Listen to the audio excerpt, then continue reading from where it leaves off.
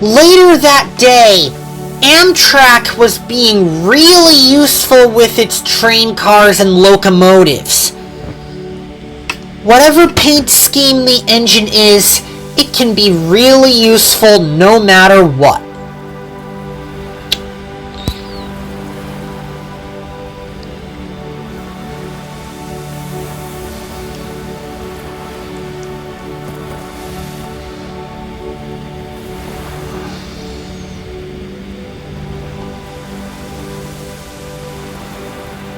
Late that evening, Katie was taking a goods train to Wensinghoff for the station's new building.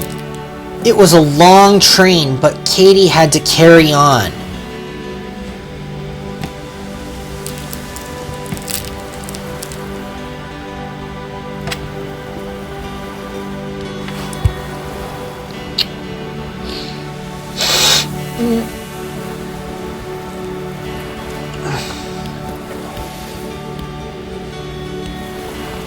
The train was really heavy.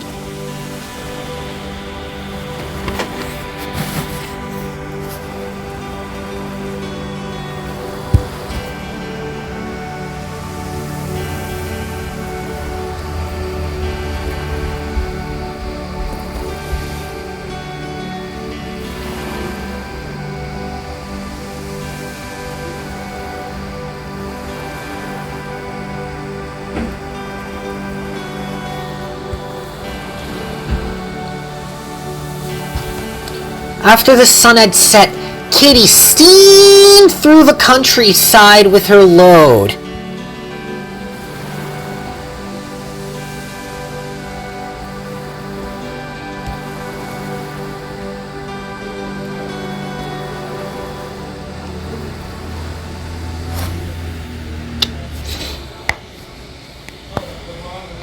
It was a long train.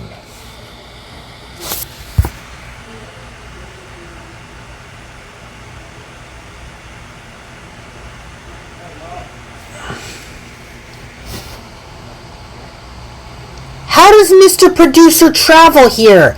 Asked Katie. He flew, said Becki. I'm sorry too, Graziella said. I have to go to bed soon. And I only have one thing to say. Tomorrow, what is it? Asked Katie. Tomorrow is Bartrix Day, she said. The next morning, Snurdly buffered up to 22 freight cars, and then Mr. Producer walked up. Remember me? Asked Snurdly. Cakester's gonna have you all fired up and ready to go. Then let's get going. Move your wheels, he said. Then her wheels started to slip.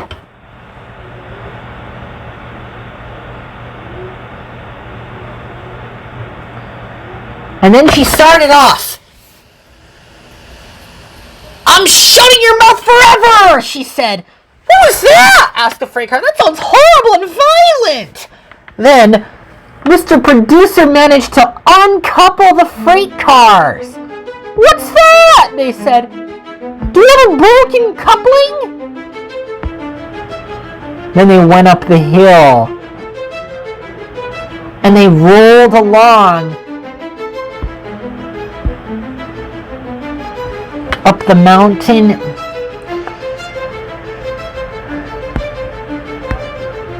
And then Thomas appeared.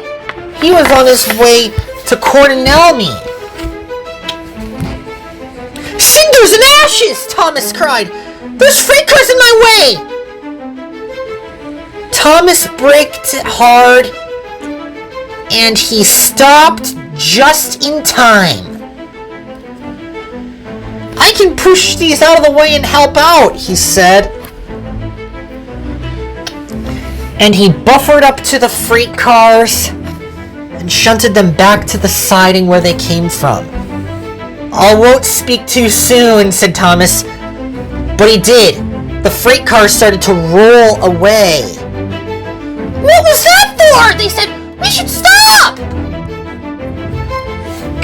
Just then, James's sister Jessie came into view. She was taking a goods train to Vickerstown. What's that in my path? She asked. Her driver slammed the brakes on, but it was too late! James started up and his wheels slipped and sparks flew.